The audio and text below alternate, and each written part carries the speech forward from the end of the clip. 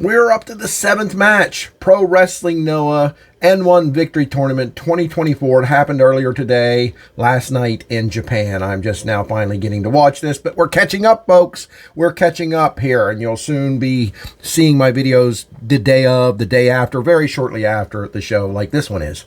And I'm going to tell you something about this match. I didn't expect to like it. I didn't expect to hate it. But look, I love the N1. I love the singles matches. I wish every show just consisted of only them. Not because the other matches are bad, just because I'm so excited to see the N1 matches. But this match blew me away.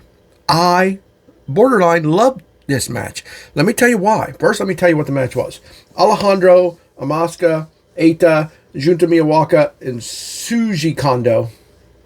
Junta Miyawaki. I think I said Miyawaki.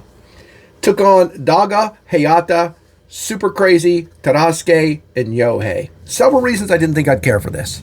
Number one, these teams are so mismatched up. It's 5 versus 5. But, I mean, Daga teaming with HAYATA, Tadasuke, and Yohei. Daga and Super Crazy. I don't know. Junta Miyawaki with Kondo and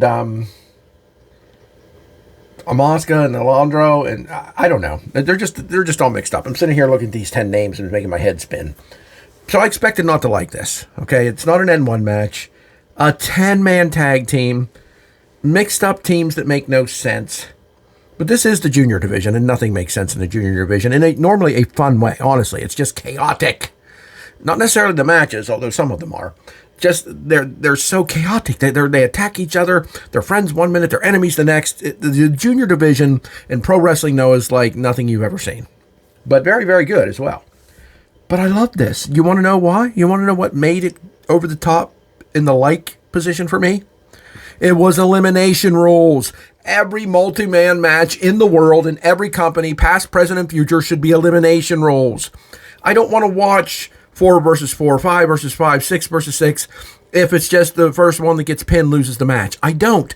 It's nonsense. It's ridiculous. If you're going to have this many men in a match, you have to make it elimination rules, and Noah did it here. Noah does this once in a while. They don't do it all the time, but they should, because this was terrific. I'm not going to try to go over this match really with you, but let's go over who went out when, okay? I think that's a fair way to talk about this match. Super Crazy was the first one out when Junta Miyawaki rolled him up. Sort of was a reverse roll up. Super Crazy was gone. Alejandro was the next one to go out. Yohei put him out with a big drop kick to the face. I love when drop kicks are so good to actually cause someone to get pinned. That's awesome. Junta Miyawaki was the next one out by Tadasuke, who got his spinning toe hold on him, and Miyawaki screamed in pain and had to tap. But very shortly after that, Tadasuke was put out by Eita with a super kick. AMAKUSA and Daga actually eliminated themselves. They were brawling and fighting and hitting the high-flying moves, and they just both put each over the top rope. Because, yes, in elimination rules in Noah, it is pinfall or over the top. And both of those guys, AMAKUSA and Daga, over the top as they were brawling, and they're both out.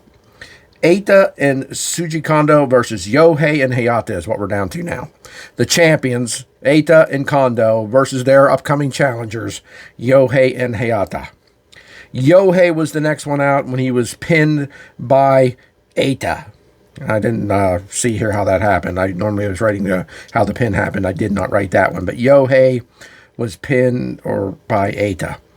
And then it got a little bit confusing. Still enjoyable. This didn't take away from it.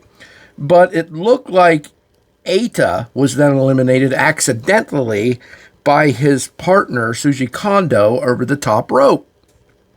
But somehow that didn't count. I don't know if it's because partners can't eliminate each other or whatever, but Eita is out. And I'm pretty sure HAYATA, who was then, at one point, it was down to HAYATA versus the champions. And I think HAYATA was thrilled to see Eita be accidentally eliminated, even though he wasn't, wink, wink. Because then that allowed him to go after Shuji Kondo and hit him with his short Frankensteiner. Like Kondo's on his knees, and he hits a Hurricanrana Frankensteiner when the person's on his knees. Like I call it a short Hurricanrana, a short Frankensteiner. And wins what he thinks the match. He believes he has won the match now because he pins Kondo after that. But right after he does, Eita slides back in the ring and tosses HAYATA over the top rope to get the victory. And Hayata was mad. Hayata was complaining to the ref. He went over the top rope. What's going on? There are no English commentary here. I miss Stu and Mark really bad. Guys, shout out to you again. Stu Fulton and Mark Pickering, awesome commentators. I think the best in the world. They tell the stories of the match so well. They could have shed some light here. I'm guessing, because that's all I can do, is that partners can't eliminate each other. So Eita's over the top rope accidentally by Kondo did not count, allowing him to come back in and win this. Otherwise, excellent match. A little bit of a weird ending.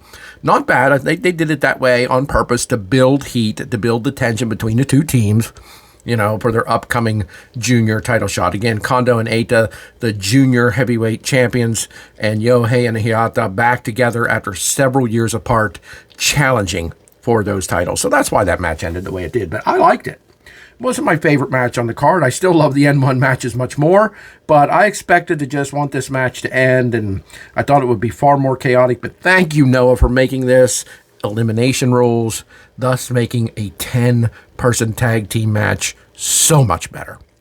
So much better. So tell me what you think, guys. Do you like this idea? Do you like the elimination rules? I do not. The idea of a 10-man tag team match makes me want to scream and kind of fast forward it. Even if I love the wrestlers in it, that doesn't matter. But the way they did this, it made it very enjoyable, and I very much liked it.